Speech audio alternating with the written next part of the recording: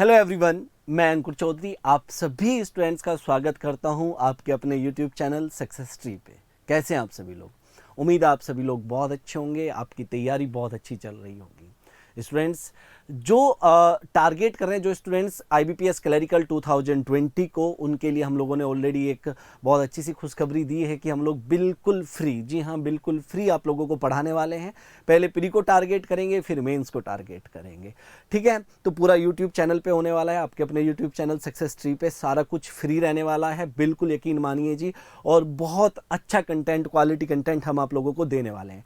अभी लगभग 35 to 40 days आप लोगों के पास हैं और ये काफ़ी टाइम होता है। अगर आप लोग अच्छी सी मेहनत करें तो ये बहुत टाइम है। अब हम लोग IBPS क्लरिकल 2020 में जो क्वांटिटेटिव एप्टीट्यूड की तैयारी कैसे की जाए, क्या स्ट्रेटेजी रहनी चाहिए, वो डिस्कस करेंगे और बहुत सारा कुछ यहाँ पर देखने वाले हैं। क्वांटिटेटिव एप्टीट्यूड में बहुत लोगों को डर लगता है, हालांकि डरने वाली बात नहीं है, ये स्कोरिंग होता है। और क्लरिकल में तो बिल्कुल भी टफ नहीं आता है। जी हाँ, PO वगैरह मेंस में थोड़ा हाई लेवल के क्वेश्चंस आपसे पूछता है, बाकी क्लरिकल प्री हो या मेंस हो ईजी आता है, ईजी टू मॉडरेट आता है और बहुत इजीली हम लोग करने वाले हैं चीज़ों को। तो चलिए स्टूडेंट्स, तैयार हैं आप सभी लोग? बहुत अच्छे अच्छे पॉइंट आज मैं आप लोगों के साथ डिस्कस करने वाला हूं। एंड तक इस वीडियो को देखना और देखना कि आपका कॉन्फिडेंस कितना बूस्ट होने वाला है।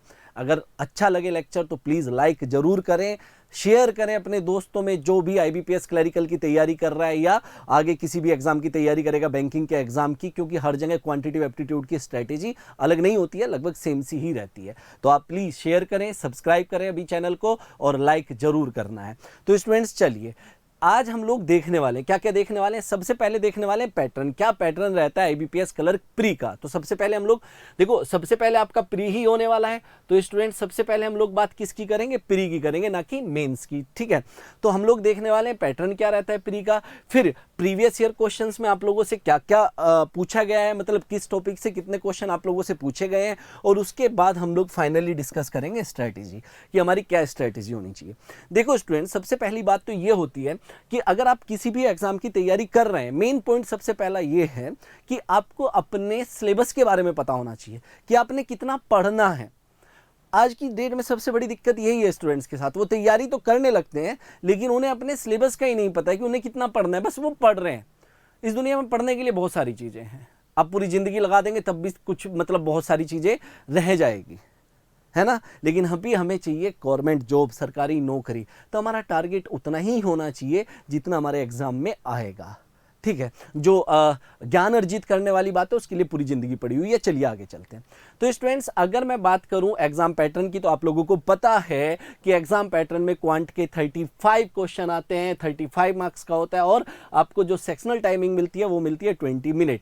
अगर बात करें रीजनिंग की, तो रीजनिंग में भी आपके 35 क्वेश्चन रहते हैं, 35 मार्क्स और 20 मिनट। इंग्लिश में 30 मिनट रहेगी, 30 मार्क्स रहेंगे, 30 क्वेश्चन और टाइम रहेगा 20 मिनट। तो कुल मिला के आपके पास प्री में 100 क्वेश्चंस आएंगे 100 मार्क्स के, और टाइम रहेगा 60 मिनट। ठीक है, और कट ऑफ बहुत हाई जाती है भाई, मतलब आपको बहुत क्वेश्चन करने हैं, सही करने हैं, एक्यूरेसी, स्पीड, ये दोनों होनी चाहिए आपके पास। पता चले स्पीड ये गलत सलत करके आ गए कि स्पीड तो बहुत अच्छी थी भाई, एक्यूरेसी पे कौन ध्यान देगा, है कि नहीं। तो ये आपका प्री का जो है पैटर्न है, इस तरीके से आपके पास क्वेश्चंस आएंगे। लेकिन हमारा काम है मेन क्वांट से रिलेटेड, मैथ से रिलेटेड, तो अब हम लोग मैथ की बात करते हैं। तो स्टूडेंट्स, अगर देखो कंपैरिजन करनी चाहिए, आप किसी भी एग्जाम को देने के लिए जा रहे हैं तो उसके पिछले 2-3 साल में क्या पैटर्न रहा है, क्या चेंजेस हुआ है, वो आपको पता होना चाहिए। अगर नहीं पता होगा तो आप लोग तैयारी अच्छे से नहीं कर पाएंगे। तो यहाँ पे मैंने आप लोगों के लिए एक अच्छा सा कंपेरिजन किया है भैया। टॉपिक्स यहाँ पे आप लोगों को दिख रहे हैं 2017, 18 और 19 में क्या क्या चेंजेस आए।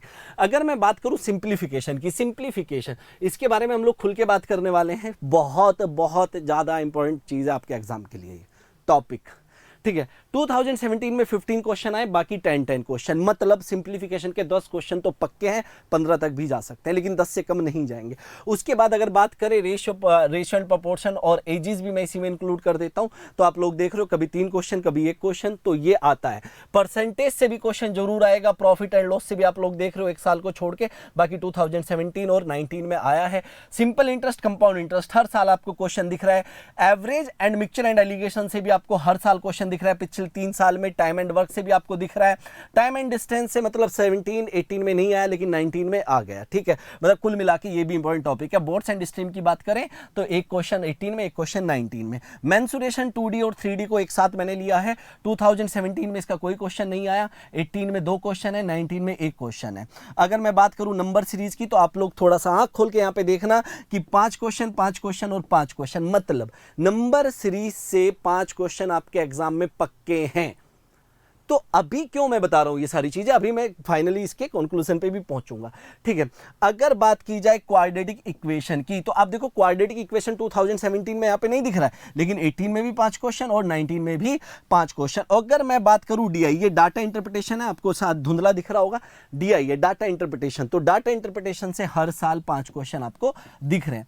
मतलब कुल मिला के अब यहां से एक चीज आती है निकल के, जो कि मैं स्ट्रेटेजी में भी डिस्कस करूंगा कि आपका अगर पूरा क्वांट भी अच्छा नहीं हो पा रहा है तो आपने क्या क्या अच्छा कर लेना, कैलकुलेशन जो कि आप कर सकते हैं, मैं बताऊंगा कैसे। आपने अच्छा करना है डीआई डाटा इंटरप्रिटेशन, आपने अच्छा करना है सीरीज, आपने अच्छा करना है क्वाड्रेटिक इक्वेशन। अगर आप ये भी अच्छा करेंगे तब भी आप 15+ मार्क्स सिक्योर कर सकते हो, तब भी 20+ भी जा सकते हो, ऐसा नहीं है। आप देखो भैया 10 क्वेश्चन यहाँ पे हुए और 15 यहाँ पे हुए, तो टोटल कितना हुआ 25। अरे इतना अच्छा करो कि 25 के 25 सही करके आओ। तो ये 4 टॉपिक आपकी उंगलियों पे होने चाहिए, क्लियर है। अब अगर आगे बात देखें कि भैया कौन से टॉपिक से क्वांट का क्या पैटर्न रहता है, ठीक है। इधर मैंने टॉपिक लिखे और इधर मैंने नंबर ऑफ क्वेश्चंस लिखे कि कितने आ सकते हैं, जो कि अभी हमने 3 साल का जो कंपैरिजन किया है ना, उसके आधार पे, उसको बेस मानते हुए मैंने ये आपके लिए एक कंपैरिजन सा निकाला है कि भैया सिंप्लीफिकेशन के 10 क्वेश्चन आपको आएंगे, रेशियो एंड प्रोपोर्शन 1 से 2 क्वेश्चन, परसेंटेज का 1 क्वेश्चन, प्रॉफिट एंड लॉस का 1 question, simple and compound interest 1 से 2 क्वेश्चन आपके पेपर में आ सकता है, मिक्सचर एंड एलिगेशन और एवरेज से 1 से 2 question, time and work 1 question, time and distance, boards and stream, mensuration 2D 3D। फिर वही बात है नंबर सीरीज, क्वाड्रेटिक इक्वेशन और डीआई। आप देखो मैंने ज्यादा जोर, भैया पिछले 3 साल का पैटर्न यही है और यहां पे आप देखिए ये चीज, तो कुल मिला के यहीं पे आपके 25 क्वेश्चन हो जा रहे हैं कि नहीं हो जा रहे हैं। तो इन्हें नहीं मिस करेंगे हम लोग, ठीक है। तो ये एक पैटर्न सा था कि भैया पिछले 3 साल में क्या रहा है, तो इस साल भी उम्मीद है कि इसी तरह का पैटर्न आपको देखने को मिलेगा, ठीक है। आगे चलते हैं स्टूडेंट्स। अब बात आती है जो मेन है, जो फ्रेशर हैं, जो नए हैं, जो पहली बार पढ़ रहे हैं, तो उनका एक ही क्वेश्चन रहता है कि sir how to start, math को हम कैसे स्टार्ट करें। ओवरऑल प्रिपरेशन की बात बाद में करेंगे, लेकिन अभी बात करेंगे कि मैथ को कैसे स्टार्ट किया जाए। देखो सबसे पहला फंडा है मैथ को स्टार्ट करने का कि आप कोई भी टॉपिक ना पढ़ें, कि टॉपिक भूल जाए। मेरे हिसाब से सबसे पहले आपने टेबल याद करनी है, सबसे पहला फंडा है कि भैया अपनी टेबल स्ट्रॉन्ग करें। अब बहुत से लोग कहते हैं कि सर टेबल कहाँ तक, जहां तक हो सके 40 तक हो सकती है, 40 तक आप अपनी उंगलियों पे टेबल याद कर लो, आगे की तो खुद ब खुद हो ही जाएगी। टेबल क्या काम करता है, टेबल आपका प्लस माइनस स्ट्रॉन्ग करता है, टेबल आपकी मल्टीप्लिकेशन स्ट्रॉन्ग करता है, टेबल आपका जो डिवाइड करने वाला पार्ट है वो स्ट्रॉन्ग करता है, मतलब ओवरऑल आपकी कैलकुलेशन को बहुत स्ट्रॉन्ग करता है। एक तो ये करना है। दूसरा स्टूडेंट्स, स्क्वायर आपको बेसिक से याद होने चाहिए, बेसिक से स्क्वायर, मतलब 30 तक आप स्क्वायर याद कर लें और क्यूब आप लगभग 20 तक आप लोग क्यूब याद कर लें। अगर आप इतना याद कर लेंगे तो आपको बहुत ज़्यादा फायदा होगा, इतना तो आप कर ही सकते हैं। तो सबसे पहले तो ये करना है आपने, ठीक है। ये करने के बाद ही हम लोग आगे बढ़ेंगे। क्लियर है आपको बात। ये आपकी कैलकुलेशन, देखो एक बात सुनना, आपको ना कैलकुलेशन अगर आप यूट्यूब पे सर्च मारो आपको 1000 वीडियो मिलेगी, कोई डिजिटल समझा रहा होगा, कुछ समझा रहा होगा कोई, लेकिन भैया जब पेपर में आता है ना तो ये जो डिजिटल सम और ये सब कुछ है ना, ये धरे के धरे रह जाते हैं। आपको कौन बचाएगा, सिर्फ आपकी कैलकुलेशन जो आपने खुद से सीखी है, जो आपने प्लस माइनस करना खुद से सीखा है, फटाफट 28 + 53 इस तरीके से फटाफट वो आपकी उंगलियों पे होना चाहिए, और वो प्रैक्टिस से ही आएगा, कोई ज़्यादा वीडियो देखने से नहीं आएगा, ये याद रखना। बहुत से लोग सिर्फ कैलकुलेशन, तो अगर वही कैलकुलेशन करा रहे तो आप क्या कर रहे हो, खुद से प्रैक्टिस करनी है, बस ये मेरी बात अपने पल्ले बांध लो, ठीक है। इसके बाद स्टूडेंट्स मान लीजिए आपने सब ये कर लिया, आपका जो प्लस है जो माइनस है वो आपने दिमाग में सोचते चलिए, स्ट्रॉन्ग करते चलिए उसे। उसके बाद स्टूडेंट्स आपने जो टॉपिक उठाने, सबसे पहला तो ये काम कर लिया आपने स्टूडेंट इसके बाद जो टॉपिक्स आपने उठाने हैं, जो टॉपिक, तो सबसे पहला जो टॉपिक होता है मेरे हिसाब से वो होता है रेशियो एंड प्रोपोर्शन। अब रेशियो एंड प्रोपोर्शन और दूसरा टॉपिक है परसेंटेज। आप इन्हें कोई टॉपिक मत मान के चलें, मैं ये कहूँगा आप इन्हें कॉन्सेप्ट मान के चलें। रेशियो एंड प्रोपोर्शन और परसेंटेज ये कॉन्सेप्ट है जो कि आपके कहाँ कहाँ यूज होने हैं, सारे टॉपिक में। आप चाहे प्रॉफिट एंड लॉस पढ़ो, चाहे सिंपल इंटरेस्ट, चाहे कंपाउंड इंटरेस्ट, हर जगह आपका ये यूज होने वाला है। तो सबसे ज्यादा यूज इनका काफी कहाँ होने वाला है, डीआई। और डीआई में भी आपसे डाटा टेबल पूछा गया है प्री में, जहां पे सिर्फ परसेंटेज और रेशियो का यूज है और कैलकुलेशन का। मतलब अगर आपकी ये तीनों चीजें अच्छी है तो आपकी डीआई तो खुद ब खुद अच्छी हो जाएगी। बात समझ में आई? उसके बाद स्टूडेंट्स आपने करना है क्वाड्रेटिक इक्वेशन, ठीक है, प्रॉफिट एंड लॉस और ये सब बाद का गेम है। और स्टूडेंट उसके बाद आपने करना है सीरीज। अब देखो एक बात सुनो, यहां पे आपने मेनली कौन से 3 टॉपिक अच्छे किया? अपना सिंप्लीफिकेशन मतलब कैलकुलेशन वाला पार्ट, आपने रेशियो अच्छा किया, आपने परसेंटेज अच्छा किया, बिल्कुल बेसिक से पढ़ा। ये 3 टॉपिक करने से आपका क्या क्या अच्छा हो गया? आपका डीआई अच्छा हो गया, आपका क्वाड्रेटिक इक्वेशन अच्छा हो जाएगा, क्योंकि यहां भी आपको देखना मल्टीप्लिकेशन का और डिवीजन का गेम है सारा। और सीरीज आपकी अच्छी हो जाएगी, क्योंकि सीरीज में भी सिर्फ किसका खेल है? कैलकुलेशन का खेल है। तो ऐसे हमने चलना है। उसके बाद जो बचे हुए टॉपिक है अगर आपके पास अच्छा खासा टाइम बच जाता है, क्योंकि 40 डेज के हिसाब से हम लोग ये बात कर रहे हैं, तो उसके बाद आप लोग जैसे profit and loss, simple interest, compound interest, average, ये कर सकते हैं। और ये मेरा वादा है आपसे कि आप अगर इतना करेंगे तो 25 प्लस मार्क्स आपको मिलेगा। मैं ज़्यादा टाइम नहीं लूँगा, ठीक है, आगे चलते हैं। जो इंपॉर्टेंट टॉपिक्स है वो मैंने लास्ट में बताई दिए आपको, एक बार फिर से आप चाहे नोट कर लीजिए। इंपॉर्टेंट टॉपिक्स आपका सबसे पहला हिस्सा आपका कैलकुलेशन, जिसे आप लोग सिंप्लीफिकेशन भी बोलते हैं। दूसरा अगर बात करें तो रेशियो एंड प्रोपोर्शन। तीसरा टॉपिक की अगर बात करें तो परसेंटेज। चौथे टॉपिक की बात करें, और ये एक दूसरे से जुड़े हुए हैं भैया, डीआई।